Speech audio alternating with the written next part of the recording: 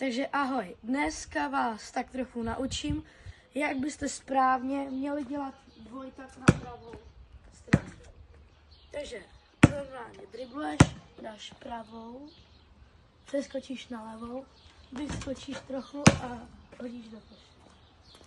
Já si to ukážeme zrychleně.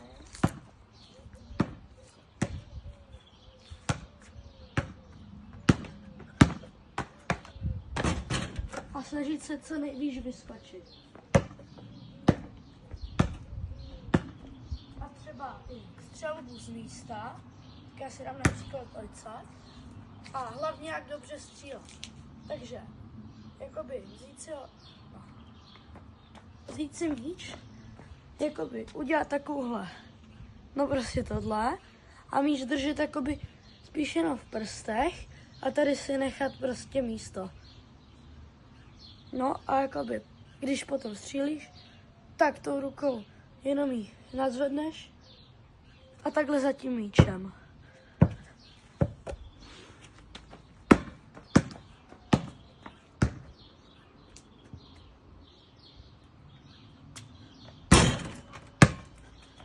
Tak, sice na levou stranu tak moc neumím, ale zkusím.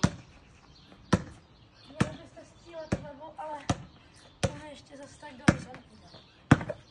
No, ale většinou vystřelím pravou, protože jsem zvyklý spíš na pravou.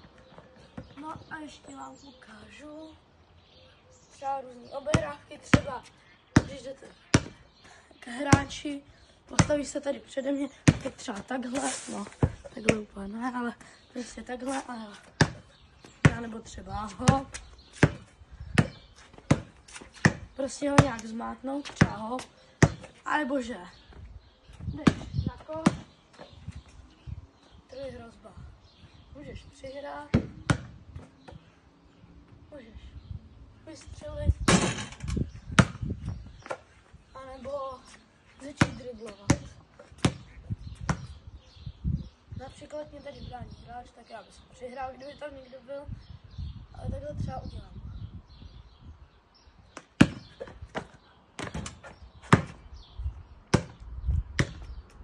No, pojď se postavit sám. Takhle tady. Ještě pojď blíž. Tak. Takže vy jste jako obránce. A já bych udělal třeba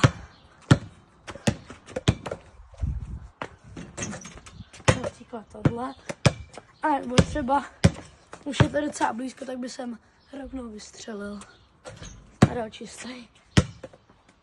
A nebo potom, kdyby už to bylo jako hodně zablokovaný, tak by jsem buď to nahrál, anebo že jo, odsaď, to nevím, jestli by jsem dal normálně v zápase při bránění, tak by jsem třeba udělal jakoby naznačovat přihrávku a bylo by to. Takže pro více videí dávajte like a odběr. Čau.